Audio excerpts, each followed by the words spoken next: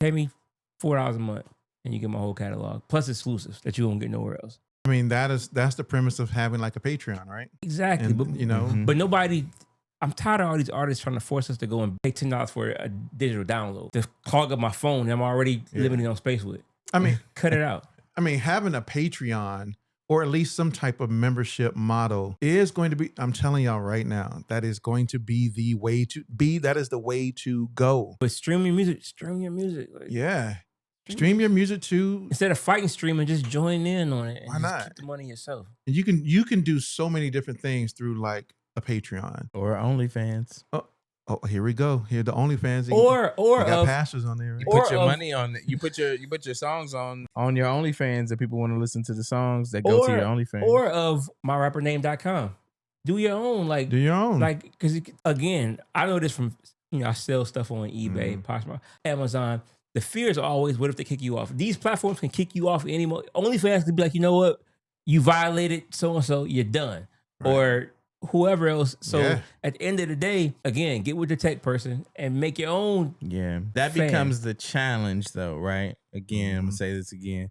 It's the whole reason why I started the company, Smart Cadence Media, is because sometimes a creative is exactly that. And so the business, the administration, the marketing, the promotion, they don't have the patience.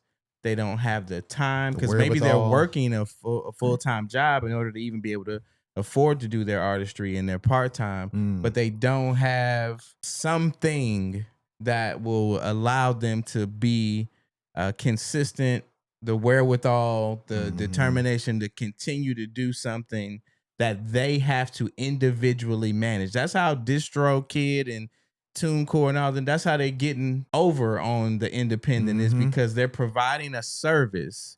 And I guess you can't, in all fairness, you can't say they're getting over because they're providing a service that the independents don't want to do. Smart Cadence Media exists because independents don't want to promote their music after they make it. It exists because they're not making sure that their administrative stuff is taken care of. The credits are correct.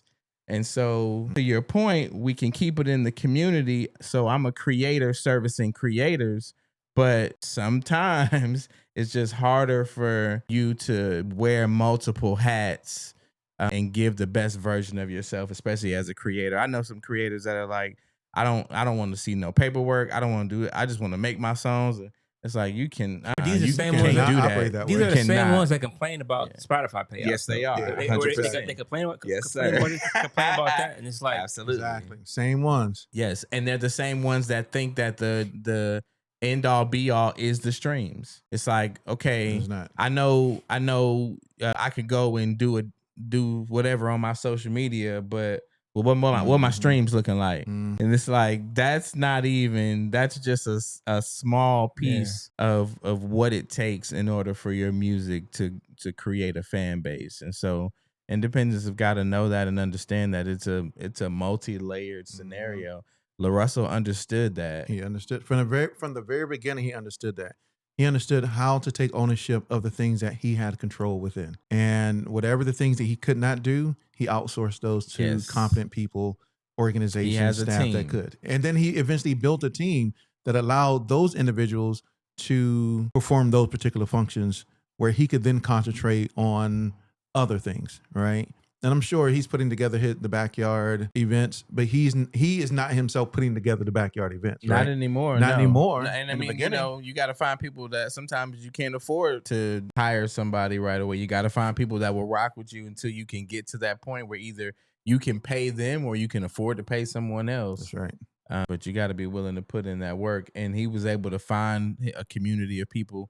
A lot of them did work for nothing initially, or he used his full-time job to pay his partners so they would help him with his projects until, his projects were able to basically put him at a point where he could at least break even. And that could segue into his relationship with the platform, Even, that he also has used to sell. Yeah, now he's at tickets on. Now he's at a space where he can do that. But he has signed to a label, right? Oh yeah, or at least I think it's at least from a distribution perspective. I think so. I think he's actually in A partnership, I'll call it. Yeah, I think so. But I like his point because it goes back to figuring out what you can own. Yeah. It within that infrastructure, right? If you don't own the venue and the venue costs way too much, figure out another venue. Maybe it's your living room. Maybe it's figuring out how you can partner with a person who has a space, and then maybe there's some type of bartering that happens between you and that other person. Maybe you are skilled in a particular area where you can offer a service to that person in exchange for allowing you to do X, Y, and Z. Yes. Right? You got to figure those things out. And I think that's where a lot of artists and music creatives fail, is the fact that they don't try to figure it out. It's just, well, I can't do it. Well, no, you can. Have you utilized your resourcefulness? And then, I feel like I'm teaching a leadership class now. Have you utilized your resourcefulness and initiative to really figure it out? Right. If they won't let you do this, and whoever they is, then how can you figure it out? Right. I love the movie. It's Apollo 11, right? That's the name. Oh, no, I think it's 17. I think it's Apollo 11 with Tom Cruise and Apollo 11. Was it Matthew McConaughey? I know it's Apollo 13. Yeah, Apollo 13. Yeah. I say I love the movie, but then I get the name of the movie wrong. Right. But the movie I know. Ocean's 11. It's Ocean's 11 and Apollo 13. Oh, Ocean's 11. You know, because they got stuck in space. Yes. Right. And there was a lot of things that was happening. Yeah, that was Apollo 13. Yeah, Apollo 13. A lot of things that were happening that could have led to their demise, but they had to figure it out. They were putting square pegs in round holes in that real event to figure out how to get the CO2 levels down so they wouldn't die, right? And how to get this thing to work so they wouldn't die. But they had to figure it out. Yeah, in that case, it was life threatening for them. But what is it really for you? What is it really costing you as an independent artist? I mean, you're in this music game for a reason, right? And are you really going to put all of your gumption into making it work? And if you're not, I think you're going to have a hard time, because it ain't going to just come to you. You got to put work in. Yeah. I mean, it's not everybody else's fault. It's not. It's not Spotify's fault. It's not Spotify's fault. It's not Apple Music's fault. Title's Sometimes fault. the music's not good. Sorry. That's subjective, though. I was about to say, I'm like, that's subjective. Because that's true. I feel like with the right determination, anybody could find some fans, man. Because it's a big world out here, man, and somebody gonna rock with that. Probably. People stream the craziest stuff, man. You just gotta find your audience. Now, to your point, if the less generally pleasing it is, I guess. If it's an acquired taste, it's going to be a smaller group that you're going to find. Yeah, and it's going to be hard. Take you longer to find them. There you go. It's going to be less of them. But how bad do you want it, though? How bad do you want it? You know what I'm saying? How bad do you want it? How bad do you want it, right? It reminds me of, I told you I went to the podcast summit not too long ago, which was actually super dope. I enjoyed it. I met a couple of people there. I didn't meet a whole lot of people. But one of the things that ended up happening during the podcast summit was some guy got up there to speak. He talked about how he worked with E.T., E.T., the hip hop preacher. And so you got to want it as bad as you want to breathe, right? Yeah. So the guy was up there talking. He was like, yeah, I went up to E.T. At a conference, like, yeah, I'm going to be your right-hand man. E.T. was like, okay, cool, let's go. He said, meet me here at 5 o'clock, bring a.m., bring a pad. We about to get to work. He went to, the guy said he showed up. E.T. came there and was like, hey, he said he thought E.T. was going to give him like this big as the words of wisdom, right? The keys to the kingdom. He said E.T. told him, he was like, stop having sex. And the dude was like, what? He said, yeah, stop having sex. He said E.T. left. And the dude was like, what does that even mean? He said, E.T. came back and told him, he was like, look, we're about to go up these heights. And he said, what takes men down? Sex. He said, stop having sex.